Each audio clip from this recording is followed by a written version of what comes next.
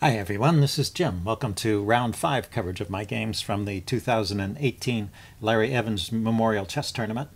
Round 5 was played Sunday morning. Let's see, to give a recap of the tournament so far, on rounds 1 and 2 played Friday. I lost both of them.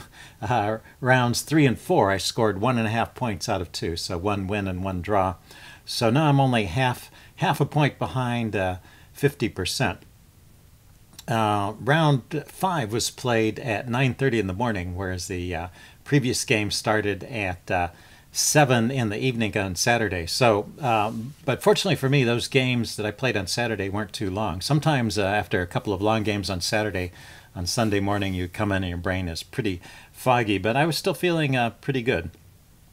My opponent for this game, Game 5, is rated 1931, and my rating is 1803 for the tournament. And I had the white pieces, so I started off with d4. Oh, I wanted to mention, my opponent was one of those players I mentioned who likes to take buys every other round. So he'd only played 2 rounds so far, 1 round each day, and then taking a buy either in the afternoon or the morning, I forget which. But so he was probably pretty refreshed and feeling well, feeling pretty good as well. So let's see, I started off with d4. Goes knight f6, and we go for a Nimzo-Indian. He goes e6. And I allow the Nimzo-Indian with knight c3. I always enjoy playing the Nimzo from both sides. And right here he plays a bit of a rare move, b6. I don't know, it's one of the respectable ways to play against the Nimzo-Indian, just not quite as popular as some of the other moves here, just castling or d5 or c5. Let's see. So I continued with bishop d3. The main move here, just to let you know how it's normally played, is knight g to e2. And he could continue with bishop a6, targeting this loose pawn on c4. But then you can play knight g3 just in time to defend that pawn with the bishop. And this is a kind of position that's been seen before. And maybe that's a little better way of playing it than what I did. I went with bishop d3 first. Thinking that I could play knight to e2 later. My idea was to meet this bishop b7 move with f3. Well, that's a very rare move, actually. In this position, knight f3 is normally played. And I've played this way myself, so this is still a respectable line against the Nimzo with the pieces out here. It's just that this knight on f3 is always kind of annoyingly under pressure from the bishop here. So the bishop is always threatening to trade it off, and so you generally want to keep it defended all the time with the queen or the bishop so that you can take back with a piece and not mess up your kingside pawn structures, because you usually will castle kingside in this kind of setup. So that is the main move anyway, but I was looking for something different, and so I tried this f3 move, which is a move here, but it's kind of rare. Doesn't seem to be too horrible, but anyway, black reacts in a very good way here. He plays c5 immediately, which is the main response. I go knight to e2 now, and he goes d5. And actually, with d5, we're out of the opening book, but we were in a rare line already. But just to show how the line continues, it continues with c takes d4, e takes d4, and castles. And should be okay for both sides. You know, one advantage is for white is that this exchange has opened up the diagonal for the bishop by pulling the e-pawn forward to d4 or over to d4. So, you know, decent position for white, but black has typical Nimzo type of counterplay. And he's gotten safely castled and can bring his pieces out. So, okay for both sides. My opponent played d5, which is also not a bad move at all. It's just not in the book, and it leads to an interesting game. I castle here. He goes knight c6, so he's getting his pieces all developed. And at this point, I decide it's time to ask this bishop what it's planning to do there. Its retreats are sort of blocked off, so a3 is a forcing move. But I just wanted to resolve this situation here before I start pushing forward in the center. One idea with this f3 move is to support a later e4 and just to build up a big center. And that's probably why black reacted with these pushes, so that kind of counteracts my plan in the center. But But in any case, I need to get rid of this pin before I undertake any more actions in the center. So I play a3 here. And I really was expecting him to take. He takes, I take, and then he could castle. And this is a pretty normal Nimzo type of position. There might be some further exchanges here, and I still have the idea of trying to push with e4 in this position and open up a diagonal for the bishop. So it should be good, but also playable for black as well. Black went a different route here. I have seen this idea before. He played c takes d4, which, you know, if I just move my knight away, then he can retreat his bishop and I can take the pawn back, but that exchange has allowed the bishop to retreat. So I think the best move here is to grab the bishop, and he has to take the knight now. And then I take back with the pawn. I have to take with the pawn because I need something to defend the b4 pawn there. So so I stay, everything is defended here. And now, yeah, so I was thinking this is just good for me. I've got maybe a little better than usual pawn structure for the Nimzo. Let's see, usually you get this kind of structure where this a pawn is isolated and it's blocking the rook, whereas in the game we got to this structure where you know, I have this clump of pawns over here, and I have an open file for my rook. So I was thinking this was good for me, but black has a move, so he probably was planning this all along. He has a move here that's good. He plays knight to e5, hitting my bishop. So it looks like he's getting the bishop pair back here, and so so he's I guess normally in the Nimzo, black gives up the bishop pair in exchange for inflicting some pawn weaknesses. But in this line, black is getting the bishop pair back, but my pawns aren't as weak. So it's all okay, I guess. Okay for black and okay for white. It's just an interesting and kind of different way to play it. Let's see. So here, if I just move my bishop away, he's going to grab the c pawn. So I just have to let him take the bishop. So I played c takes d5. And now, interestingly, he did not take the bishop right away, but played, you know, kind of a novel move here.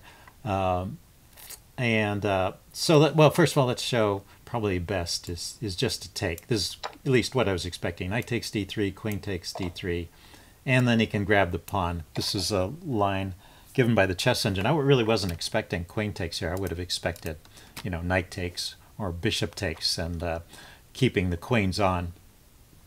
But anyway, this seems to be okay for both sides, so nothing great there. Or just castling would be okay in this position, at least according to the chess engine. I'm not sure why that works, because it seems to give up a pawn here. But anyway, what he played here was he played knight takes d5. So he's keeping this this d file shut, but he hasn't castled, and so it's my turn, and you might want to think about what you would play here. Okay, pause the video if you want some time to think about it. First, I'll give the answer the chess engine came up with. The best move in this position is bishop to b5 check, and that seems to be a good move. He can block the check with this bishop because it's defended by the knight there, and then after the exchange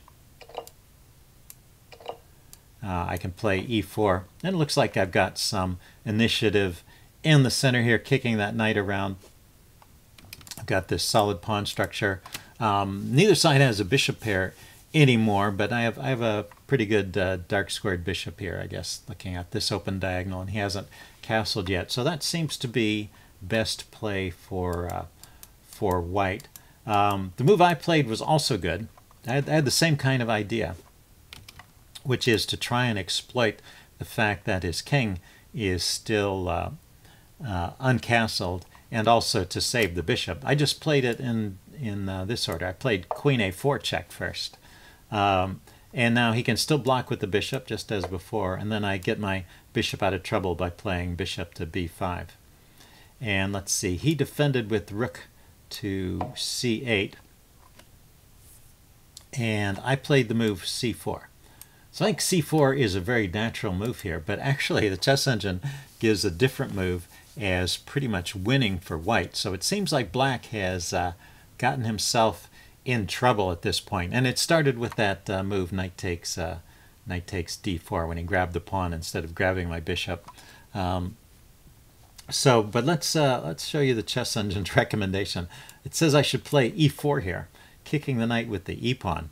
I was, just to tell you why I was thinking about this pawn is always under fire, and it's a backwards pawn, right? He's got his rook on it and his knight on it. It's not technically backwards because it's not held by a black pawn.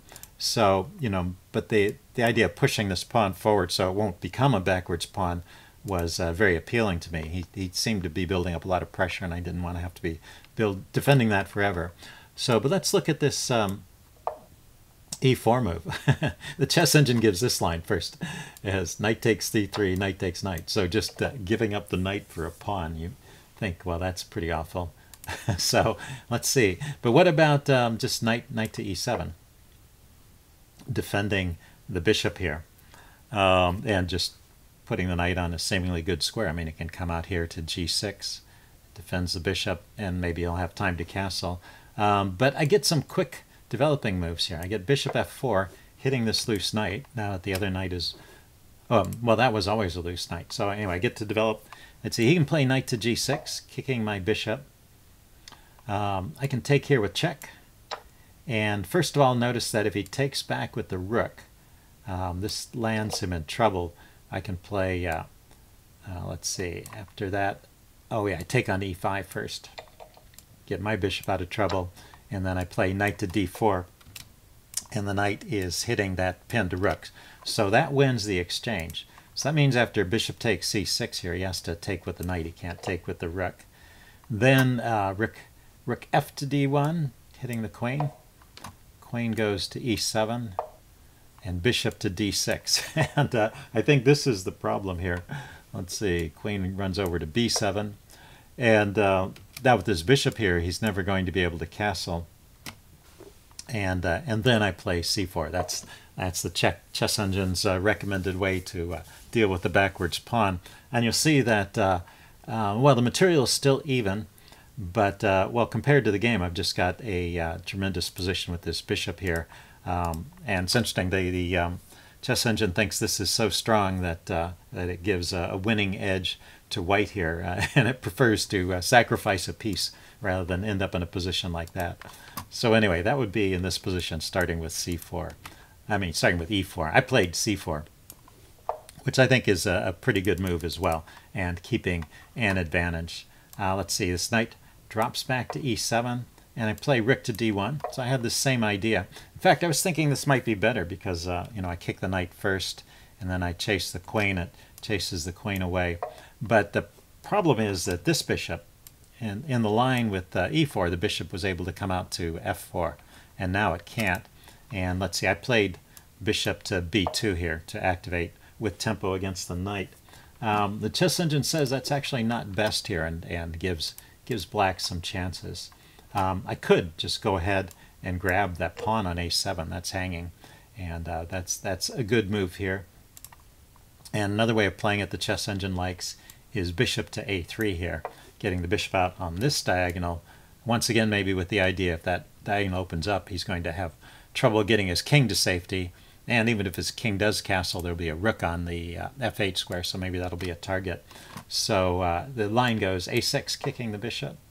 This exchange on c6, just exchanging everything out. Computer's not afraid to exchange. Oops, sorry, let's back up.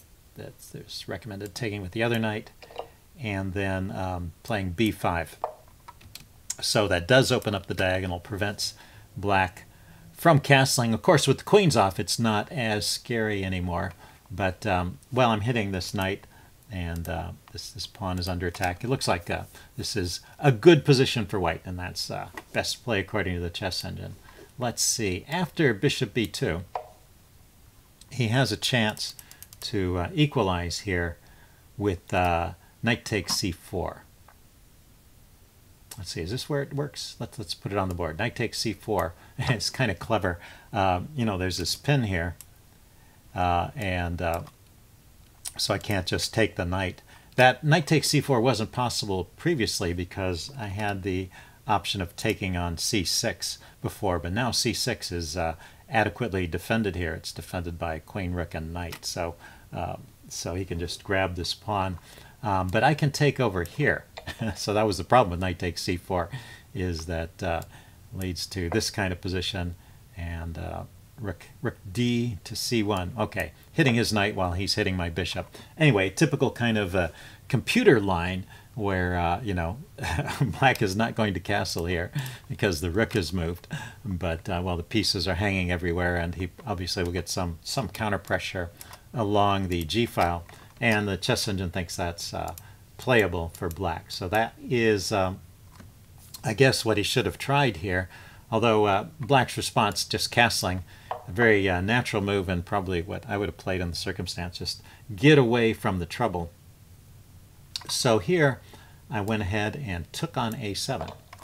So this is a point where I really get a significant advantage in the game.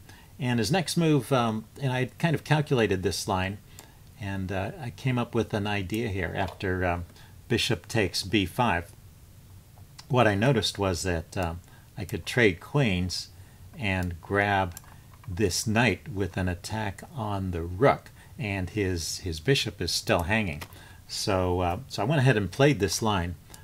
Queen takes, rook takes, and I thought I was just winning material here. So bishop takes, and but he kept finding clever moves here. And I had calculated about this far ahead, and somewhere along the way I noticed that he could escape with the rook by playing rook takes c4.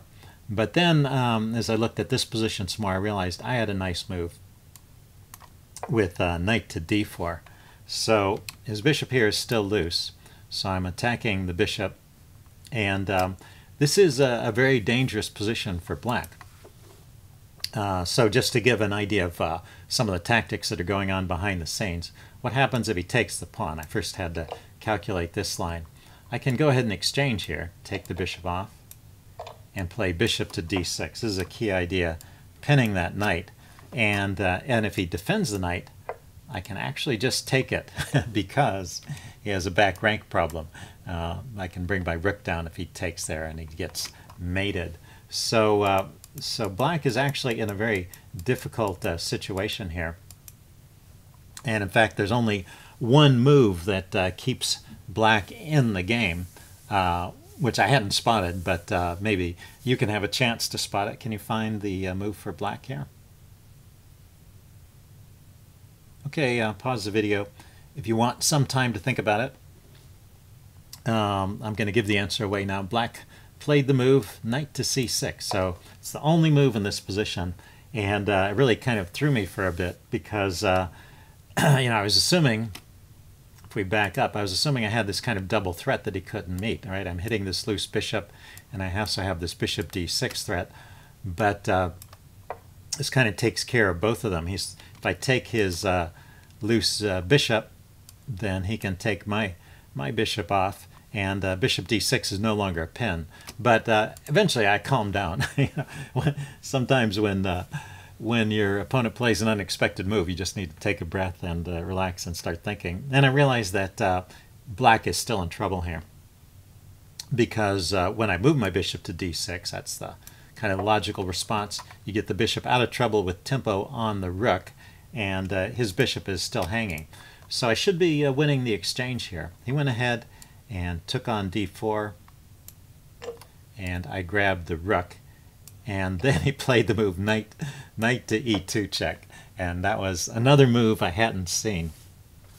But getting his knight out of trouble, I had assumed that I was just an exchange up here, and that you know, if he saves the knight, I save my bishop. If he takes the bishop, I take the knight, and I just stay and exchange up. That was what I was thinking here. But knight e2 check changes the equation. Well, my king has to move. I can't take it.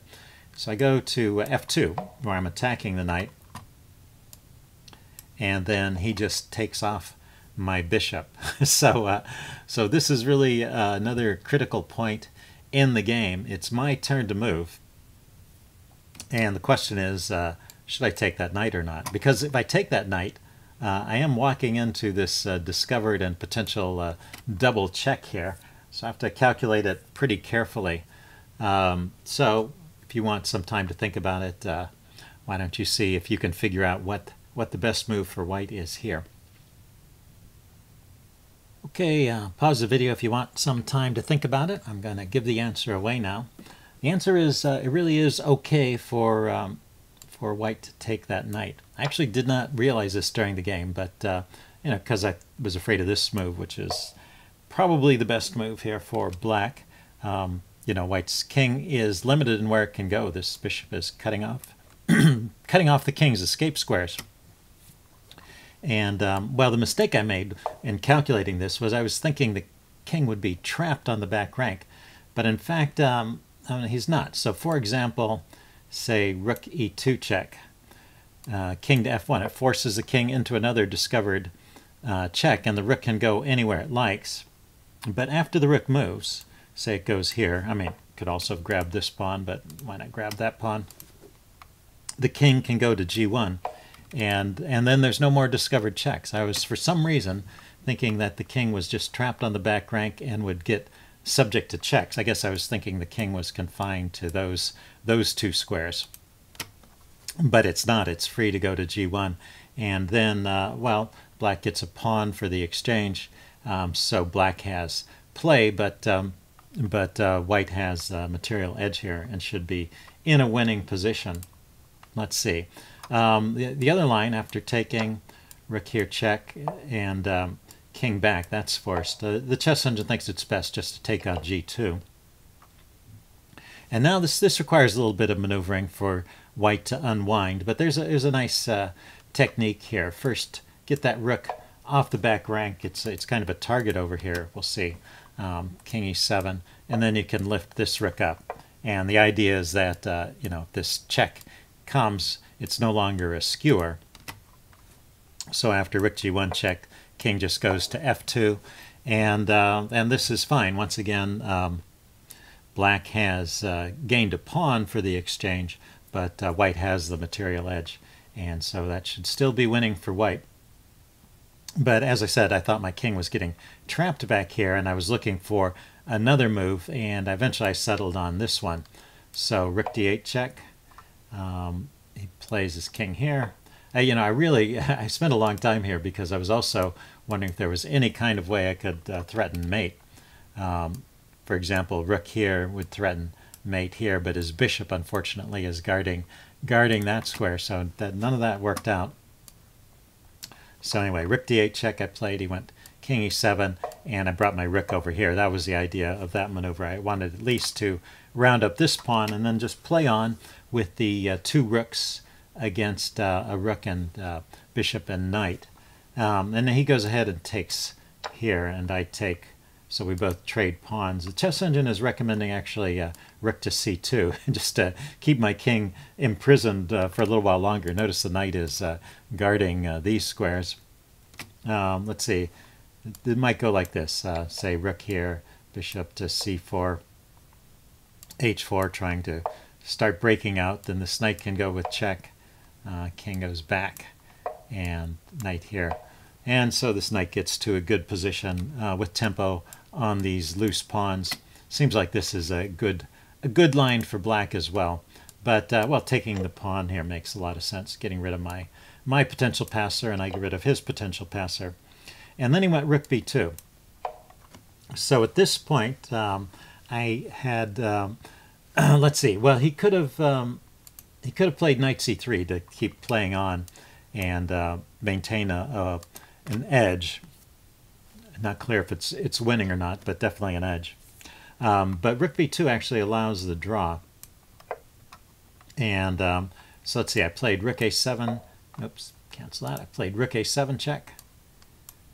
And he went to f6, and then I went rook b to b7. This was my idea, was to line up on the 7th rank, and I thought, you know, I could maybe mop up some pawns there and come out with a winning edge. If I get some pawns in compensation for the bishop and the knight versus the rook, you know, there's still winning chances for me here. But I really should have gone for the draw. which is like this. I take the bishop, it takes back, I take the knight. I just didn't like this. I thought he could come here with check, and that forces my king to the back rank. In fact, actually during the game I thought I was losing this pawn, so I was not, obviously not calculating clearly at that point. But even so, this is not a very appealing looking position. Black could, with 4 pawns against 4, it should be a draw, but black can play on for a while trying to take advantage of my my restricted king position. I guess I can unwind by moving my king over here and bringing it out on the H file. But anyway, yeah, that should be a draw, and that's the best way for me to play here. Rook BB7 is actually, although I was going for a win by still attacking along the 7th rank here, it is actually losing. And black plays some real nice maneuvers here. He starts with this discovered check. See, I went king G3 because I didn't want the king trapped on the back rank again. But that lets him go with knight F5 check. So I went over here. That's kind of forced because I couldn't go back. And then he gets to this square, and this is a great square. It does lots of things. It defends the F7 square, so the pawn, so I'm no longer threatening to mop up pawns on the 7th rank. It attacks my rook, so I have to move it, and it defends the bishop. So after I move my rook, black moves his rook to D2. So unpinning. I was hoping to get some mileage out of that pin as well. So he's succeeded in unpinning and defending his 7th rank, and now black is just better. Let's see. I went rook A1. I needed to immediately switch to kind of a defensive mode here because black was threatening to come in with his bishop and pile up on my G2 pawn. So rook to A1 prevents that. Let's see. He went E5. I went E4. I went H5. And here I went rook B6, pinning his knight and trying to, my idea is to try and, let's see, he went H5, yeah, and I went rook to B6. So my idea was to try and pin his knight. What I'm trying to do is I'm trying to prevent the coordination of these pieces. If he can get all of his pieces coordinated, he can sort of nibble at my pawns one by one. So I have to play actively with my rooks and try and stop them from getting that kind of coordination. But right here, there's another problem in my position, which is my king is stuck out here, and it's in a bit of trouble, which he can exploit. So really, I needed to play king G3 in this position, and that would have been my best chance here. Let's back up to the game. So I played rook B6. He played G5, starting to take advantage of my king position here. I went G4. The other part of my game plan, in addition to keeping his pieces off balance, is to exchange off as many pawns as possible. So I'm just looking for every opportunity here to push my pawns forward. I'll also give my king some escape squares when I push those pawns forward, potentially. But mainly the idea is to trade. So he traded and then went bishop to D7 check. So now you can see he is managing to take squares away from my king. The bishop is controlling these squares. The rook is controlling these squares. If he had a knight in the right spot, he might be able to mate me here. So it's a bit tricky. Let's see, he went bishop E6, and I went rook to F1. You know, I would like to push this pawn forward, but I can't seem to arrange it. But that was one of my ideas, was setting this rook opposite the king, so maybe I could get in that move or this pawn push. The idea is that after H4 and he pushes this pawn forward, I could take with a tempo on his king. Let's see. I went, he went knight C4 here, hitting my rook. Dropped the other rook back to the 1st rank. And he went king G6. Right here, if he went rook to D3, this is a move that is hard to refute. I think this is one of the winning ideas that black had here. First of all, getting the rook out of the D2 square opens up knight to D2, and that's going to be a dangerous move in any case. Knight D2, I can't prevent it. I need to move my rooks to get away from the fork, and he's also going to be hitting this pawn, which the rook has pinned my F pawn, so the E pawn is loose. So knight to D2 is a threatened 3-way fork, and I don't have enough time to unwind here. Yeah, maybe I could try rook to e1 to defend the pawn that way. But anyway, this is looking like a pretty good win for white. Pretty good position for white. So king g6, not the best move here. And let's see, I went rook f2. He went rook to d3, getting this pin going anyway. And then I went h3. He was also threatening when he pins that pawn to be pushing that g-pawn forward, so I needed to stop it. So momentarily I had to give up on my ideas of pushing to h4 and just settle for h3. Now he comes in with knight d2. Let's see, I went rook to e1, defending this pawn against the attack. It's loose because of the pin once again. So he went knight to b3. He's got this interesting knight maneuver again. Let's see, I went rook to g1. I'm just kind of shuffling my rooks for a moment. He went knight to d4, and I went rook to f1. Oops. Rook to f1. Let's see, he went f6. I went rook to g1, so go through this kind of fast. I'm just kind of shuffling, and he's maneuvering his pieces around. See, I went rook to a1, trying to get the best configuration. He's keeping an edge through all of this. Let's see, he dropped his knight to e6. I went rook back to e1. I went knight to f4, and then I went rook to h1 because he's threatening the h-pawn.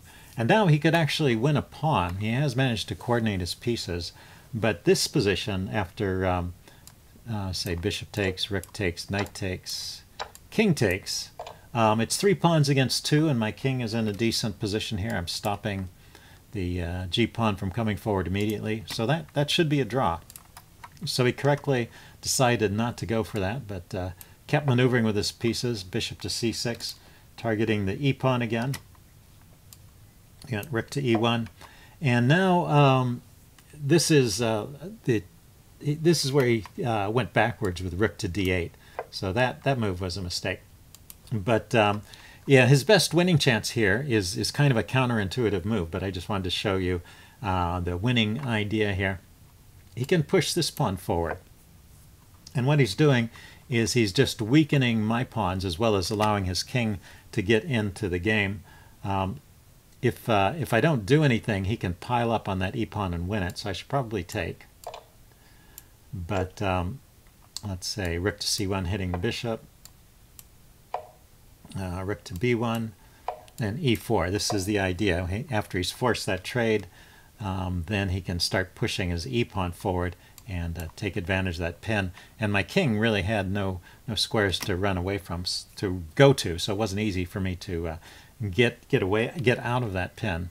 You know, I could go all the way back here, but that would lose the f-pawn, and his king and his pawn are controlling these squares, and his knight's controlling that one. So, you know, black is just in a great position here. Let's see, I could try rook b2, e3, and rook f e2. That was the best line according to the chess engine, and this is just losing the exchange here, meaning black will be a piece up. So that was black's winning idea here, but it had to start with this f5 move to loosen this little pawn structure that I have here on f3 and e4. Instead, he dropped his rook back. He's looking for other ideas. He's switching his attention actually over to the h-file. But that lets me get in this move h4. I had to calculate this pretty carefully because there are a few tricks here, but this works out in my favor. Let's see, he goes with the check first. I drop my king back. He takes the pawn. I can take back.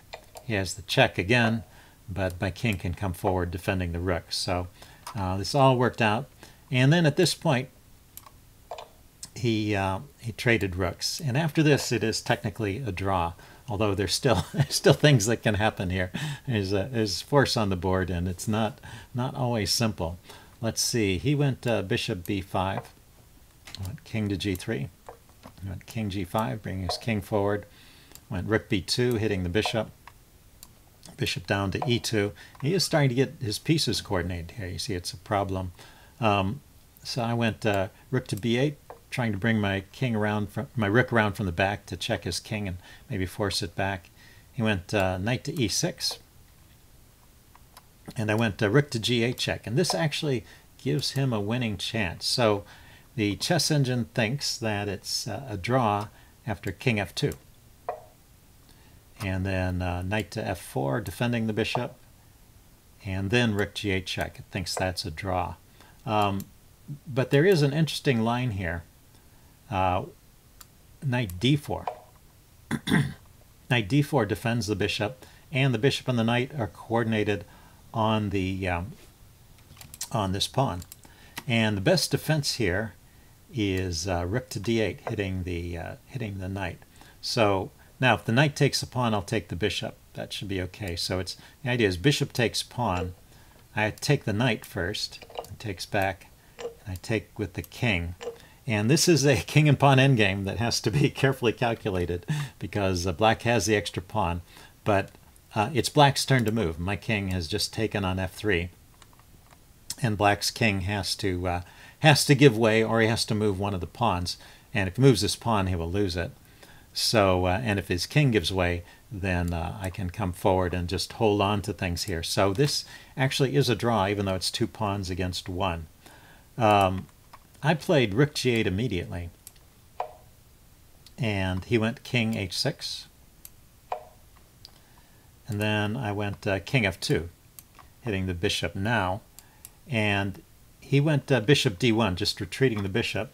But he did have an idea here, which is to play the move knight to d4. And this, in spite of the fact that it looks almost the same as the previous position, this is actually winning for black. So say I went, well, first of all, if I go rook g3 to defend the g-pawn, it just exchanges out here.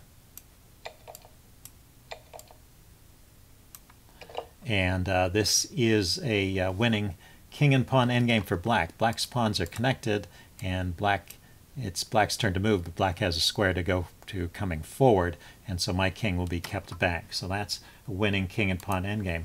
But how about the other idea? I could still play rook d8 here, and after bishop takes, I take the knight. As before, he takes back, I take here. And this position is a win for black. And this is one of those things here. Let's show you the other position. This position is a draw. And in both these cases, it's black's turn to move. The difference is here when it's black's turn to move, he's forced to make a concession. So this is a Zugzwang type of position. Here it's black's turn to move, and he can move his king forward. And now I'm restricted. I can't come this way. I have to go to the side, I guess. And that is a winning maneuver for black, so a winning king and pawn endgame. So that's how close this endgame is, and it's also pretty tricky to calculate. Anyway, I went king f2 here, and he went bishop to d1. And I stepped forward with my king to e3, and I offered a draw here, because I thought with his king cut off he couldn't really make any progress. And the chess engine agrees this is technically a draw, although there were still those hidden dangers lurking into the position. But after 62 moves here, he was happy to agree to a draw, I think. Well, not entirely happy. I think he was still trying to win there. But anyway, he said after the game, you know, if I wanted a draw, I could have gotten one much earlier and easier. But I enjoyed this game quite a lot. This game had a lot of different phases. And I was thinking pretty hard during all of them. You can see there was a couple of mistakes I made where my thinking was a bit fuzzy, but for the most part, I thought I was thinking pretty clearly, and there were some interesting tactics in the middle. So anyway, in spite of the fact that it ended in a draw, I enjoyed this game a lot. And so that just leaves one round to go. I'm still half a point behind 50%. So after 5 rounds, I'm at 2 points. And the 6th round is coming up later on in the afternoon. So I'll be back with round 6 coverage, and I will see you then.